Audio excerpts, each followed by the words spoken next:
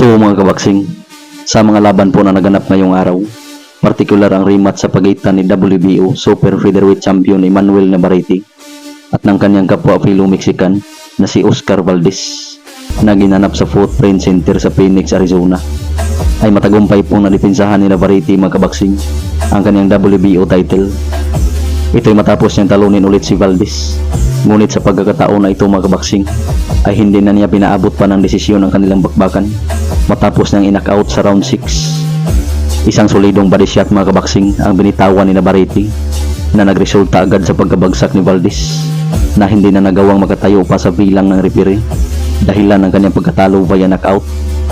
Una pa dyan mga kabaksing ay bumagsak na kaagad si Valdez sa round 1 pa lamang ng kanilang bakbakan matapos masapul sa sunod-sunod na kombinasyon ni Navarrete hanggat sa pagsapit ng round 4 ay muli itong napabagsak.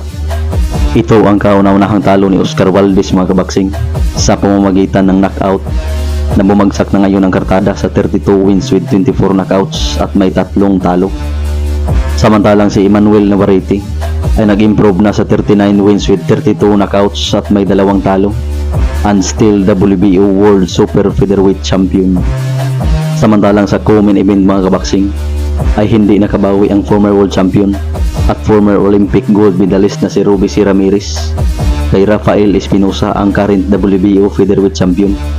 Ito'y matapos siyang talunin nito via technical knockout sa round 6. Biglang umayaw ang former world champion na si Ramirez mga kabaksing sa pagkakaumpisa pa lamang sa round 6 nang matamaan siya sa isang solidong right ni Espinosa.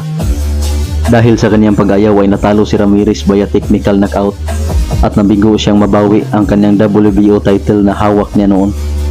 Bumagsak na ngayon si Robbie C. Ramirez sa kartadang 14 wins with 9 knockouts at may 3 talo at kanyang nalasap kanina ang kanyang kauna-unahang talo via knockout sa kanyang professional boxing career.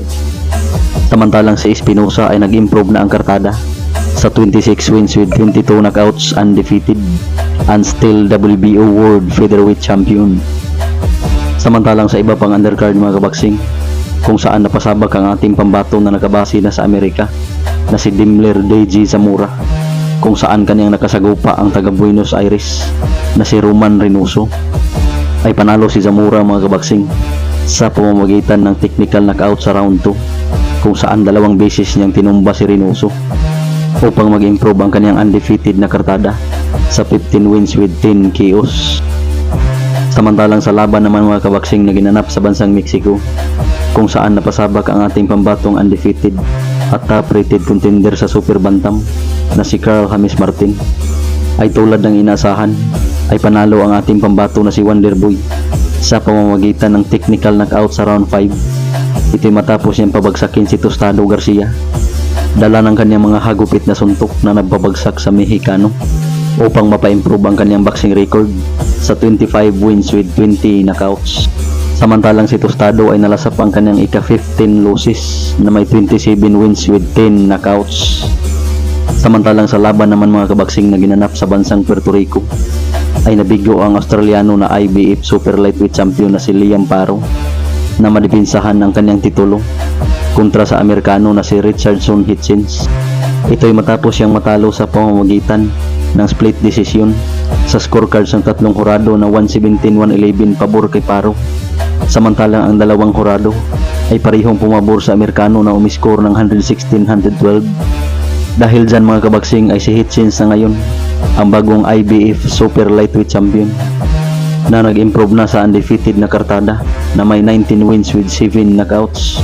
Samantalang si Liam Paro ay kanyang nalasap ang kanyang kauna-unahang talo na may 25 wins with 15 knockouts.